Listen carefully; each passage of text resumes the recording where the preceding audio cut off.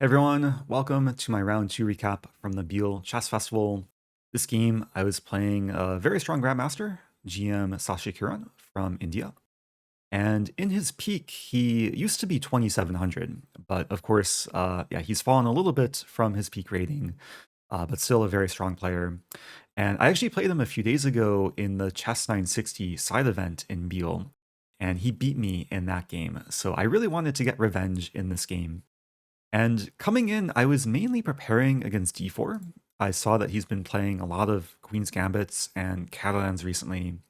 So he surprised me when he played e4 on move 1.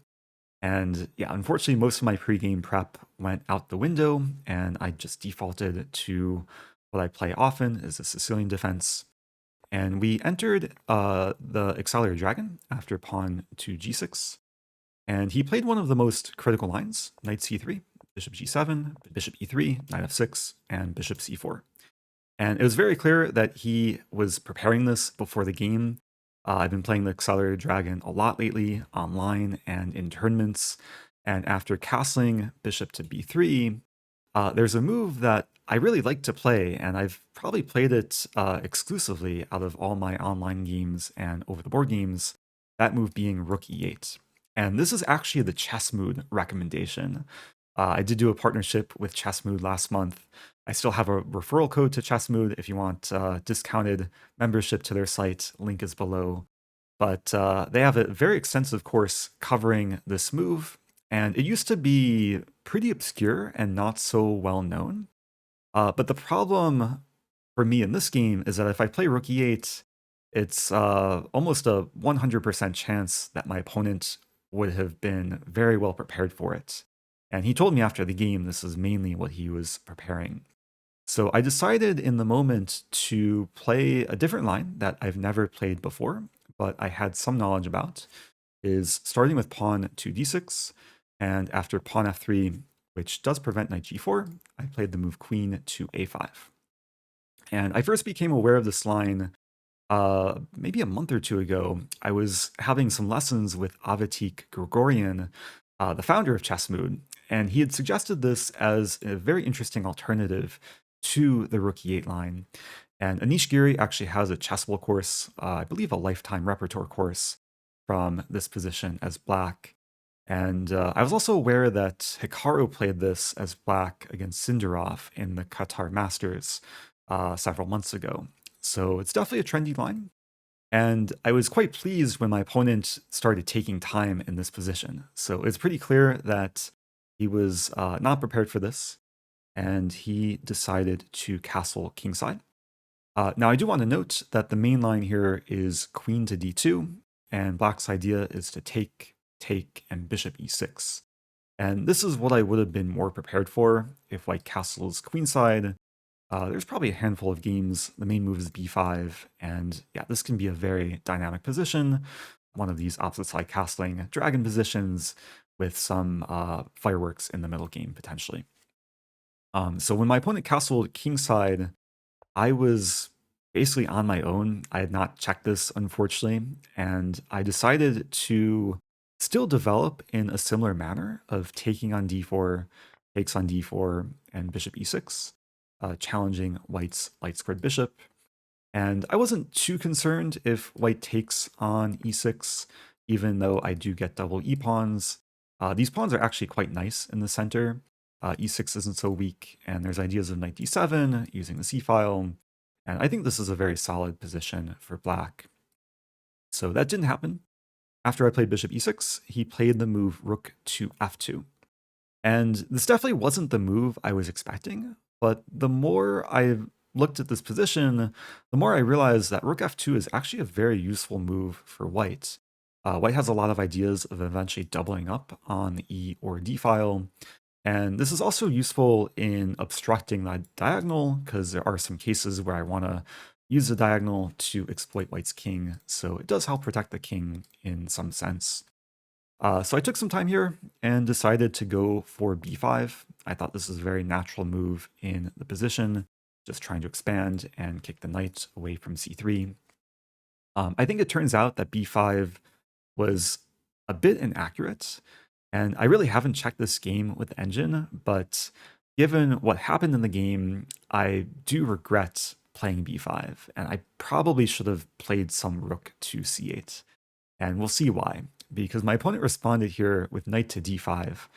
And basically this move forces a favorable transformation for white. White's attacking my knight and attacking e7. And I didn't see anything better here other than taking the knight with my bishop on d5. And after he takes back, white has now opened the e-file for the rook to potentially come in and exploit my backwards e7 pawn. And when I played b5, I had seen this sort of structure from a distance, and I thought it wasn't so bad for black because I can play knight d7, maneuver, get counterplay on the queen side. But it turned out to be really unpleasant given what happened in the game. So I played knight d7. He takes on g7. I take. He plays queen d4 check, improving with tempo. I move back with my king, and he plays rook e2. And yeah, we can already see that white is putting on the pressure against the e7 pawn. I defend it with rook e8. He plays rook a e1, doubling up. And then I play the move knight to c5. So I don't directly defend the pawn, but I don't think white can take it right away. Because if white does try and take it, then I have a nice move, queen takes e1, using the fact that my rook helps support e1 through x-ray vision. And if takes, I would get two rooks for queen and pawn, but my rooks would coordinate, and I think this would be very pleasant for black. So yeah, e7 pawn, probably untakeable in this position. And my plan going forward was to eventually remove the bishop and then just hold on to e7 and survive. But my opponent really put on the pressure with his next move, pawn h4. And I think this is a really strong move. He's trying to just storm with h5 and even potentially h6 and create some mating ideas on the king side. And we should note that most of my pieces are on the queen side, not really helping defend my king. So I did have some sense of danger here, and I did really have to be careful. And I played the move rook to c8. I was trying to create counterplay on the queen side, and my idea was to take on b3 and then take on c2. So for example, if white plays h5 here, I can take, let's say takes, I can take, and this rook on e2 is overworked because if takes, then I take, and yeah, life would be good for black. So he was aware of my threats. He didn't play h5. Instead, he played pawn to c3. Very useful move, essentially neutralizing the c file and also preparing bishop c2. And I realized here that I can't really allow bishop c2 because if he's able to keep his bishop and then prepare b4, my knight on c5 is not really a great piece, and it's actually just a tactical target for white. So I took on b3, and we simplify into a position with no more minor pieces. And this is basically a major piece ending with some pretty imbalanced pawn structure. Of course, e7 is still weak, but I was feeling optimistic about holding the position because white has potentially weak pawn on d5. I have ideas of maybe playing b4 and eventually a5. So I start here with queen to c7. Very simply defending the e-pawn, making sure the a-pawn's defended, and also making way for potentially pushing a5 and either a4 or b4. But then he played another nice positional move, pawn to b4, just trying to clamp down on the queen side, fixing my pawn on b5, and he does have ideas of maybe someday playing rook a1 and targeting my backwards a-pawn. So here I played queen to b7. I was happy with this move when I played it. It's a multi-purpose move, mainly making sure that white's queen is tied down to d5. And I'm also preparing rook to c4 to try and skewer white's queen and h-pawn on the fourth rank. And then he responded with pawn to h5. And of course, very nice move, creating tension between the h and g pawn. I almost never want to take on h5. That would just expose my king a bit too much. So I reply with rook c4, grabbing initiative. And even though I'm not winning his h-pawn with my rook, I am attacking his queen. His queen is tied down to d5. And I was feeling optimistic here because after he retreated to d2, I played the move queen to b6 check, and I thought momentum is in my favor. I'm attacking his king, and if he plays, okay, first of all, if he plays king h1, this is checkmate. My queen controls g1. And if he plays king h2, then again, I have rook h4, and yeah, king g3 is only legal move. I take the pawn. Life is good. So he basically had to get out of check by pinning himself, plays rook e3, and this really didn't seem so bad for black because his rook is pinned. E-file pressure isn't so bad because the rook is pinned. But once we got to this position, I realized that it's not so easy to figure out what to do as black. I was really just looking for ways to improve. And the move I wanted to play here was rook h4 to go after this pawn. But I rejected this because I think white has a move g4. And my rook actually gets stuck on the king side. I was calculating pawn takes pawn, and then white has a move king g2, threatening to trap my rook with king g3. And if I take on g4, it does look like white's king side is crumbling, but after rook takes e7, I basically concluded that white is winning here, because if I take on f3, white has king g3, and white's threatening this rook and queen g5, and if I take and then take, I couldn't quite make this work. So I didn't go into that line, and after a bit of thinking, I decided to play the move rook to c7. And I know this looks very counterintuitive, maybe a bit passive, but the point is that I'm over defending my pawn on e7, and I really wanted to play a5 and simplify the queen side a bit. And the reason why I didn't play a5 right away is because then my queen is actually overworked. It's defending the pawn and pinning the rook. White could take, and then take, and I lose my e-pawn. So I played rook c7 to over-defend and to try and make sure my queen wasn't tied down to pinning the rook. But then going forward from here, the position got very difficult. And he started with a move king h2, unpinning his rook. So again, putting more pressure on the e-file. I still go for a5, and after takes, he played what I think is another very strong move, rook to e4. And this is not only looking to improve the rook, maybe lift over to h4, also controlling b4 so I don't have this pawn b4 break, but he's also unleashing the diagonal for his queen. And white's having very nasty ideas of eventually taking on g6, and then playing queen h6 and rook h4, and then just mating me on h-file. And I realize I have to be really, really careful here. So I played the move queen a7, which again over defends a pawn, and my idea was to hopefully get in this move rook c4 and trade off a pair of rooks. But white's initiative comes very quickly, and he takes on g6, and now I don't think I can get away with h takes g6. I didn't play this in the game because he can play queen h6, and then rook h4 is coming, and I'm pretty sure black is just defenseless here. If I play rook c4 to try and neutralize his rook, he can take, and rook e4, and my queen and rook are just completely out of it, and rook h4 is coming, and I'm pretty sure black is just toast here. So when he took on g6, I realized that I pretty much have to take with the f-pawn. As ugly as it seems, this move at least gives me the resource of rook f8 to f7 to try and keep f7 defended. But with this sort of structure, my pawns are now disconnected, and my king is very exposed, and white's pieces are just really nicely placed compared to my pieces. And yeah, we're going to see it does get ugly for black. He played the move queen to g5, putting more pressure against the pawn. And the move I really wanted to play here was queen to c5. But I didn't end up playing this because he has a move rook to e6. And then I'm just really suffering, really tied down. My pawn is completely backwards on e7. And white would have ideas of maybe even sacking and then lifting the other rook and then mating me. So I played somewhat of a desperate move here, but I think it was the best practical choice in the position is pawn to e5. Now, I do want to note that I really wanted to play queen c5, and let's say white just wastes a move.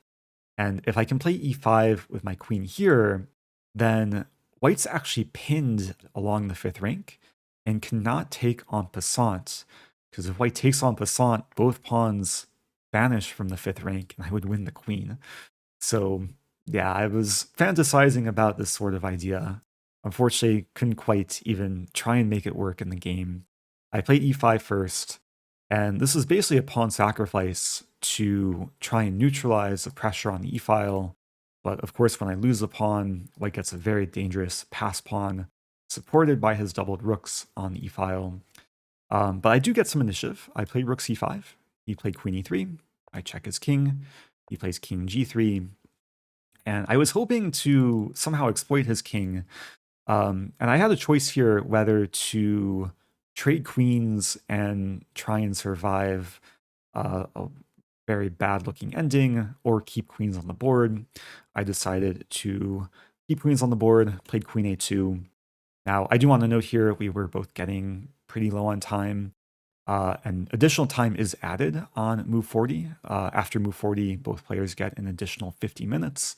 So I was trying to at least keep the position tense and at least have some practical chances before my opponent gets the additional time. But he played very solidly, starting with queen d2, attacking my pawn on d6. I play rook d5, defending, and then he plays queen e2. So white has created the gun on the e-file, also pressuring my b-pawn while keeping his own b-pawn defended. And yeah, white's setup is pretty much indestructible here. I tried to poke and prod, played rook g5, he played king f2, I played rook f5, but then he keeps kicking me around. He played the move pawn to g4, kicking my rook, I play rook c5, and then he plays pawn to e7. So it's really unpleasant having the pawn so deep in my territory. But I still had an ounce of hope here. Like, the hope was to eventually play rook c7 and queen a7 and king f7 and win the pawn and somehow survive a worse rook ending. But none of that really happened, because after I started with rook to c7, he takes my pawn on b5, attacking my rook on e8. And after queen a7, king g2, I take on e7. White is able to simplify. He plays queen to d5, and after king to g7, he played the very accurate move, queen to d4. And this is basically forcing all of the major pieces to come off the board, and it leads to a completely winning king-pawn ending. I have nothing better than to trade, and he doesn't take my queen right away, but he takes the rook first. After takes and takes, and king f6, and takes, we finally reach a king pawn ending where white is up a pawn and has the outside pass pawn. And I didn't resign just yet because I also have potential for an outside pass pawn. But yeah, the game doesn't last much longer. After he plays f4, I play king e6, he plays b4, and I actually resigned in this position. The broadcast says I played king d5, but that's because we were playing on the GGT board, and to signify that white wins, we place the kings on the center white squares. Just to show if I played king to d5, white just plays b5. And yeah, I can't actually move to the c file to catch this pawn. If I take, white's going to queen, and white also has f5 coming. So let's say this, and then takes, and then takes, and then f5. White's going to queen one of these pawns. Maybe I should have played it out until here. It is some pleasing symmetry. But yeah, definitely no hope for black to survive. And yeah, it was pretty tough game. I felt like I was on the back foot for pretty much the full game. And I have some inkling of an idea of like what I did wrong. Like, I think my problem started with pawn b5 and allowing him to get the structure. But I think it's going to take some deeper analysis to figure out what I could do better for next time. I am aware that I think according to the master's database, knight takes d4 is not the main move. Maybe if I was better prepared, I would have played bishop d7. And black actually scores like decently here. So yeah, what to do? Tough game. I feel like I got pretty effectively squeezed by a strong grandmaster. But yeah, not too upset. He played really well. Just have to move on to the next game. So next game is tomorrow at 2 p.m. Beal time, 7 a.m. Central time. If you want to tune in live, you can watch on my Twitch channel, twitch.tv/IamRosen. Jonathan Trantz is doing commentary daily, so I do appreciate everyone tuning in, offering their support. And now it's time for me to get some food, get some rest. So I'll see you guys soon.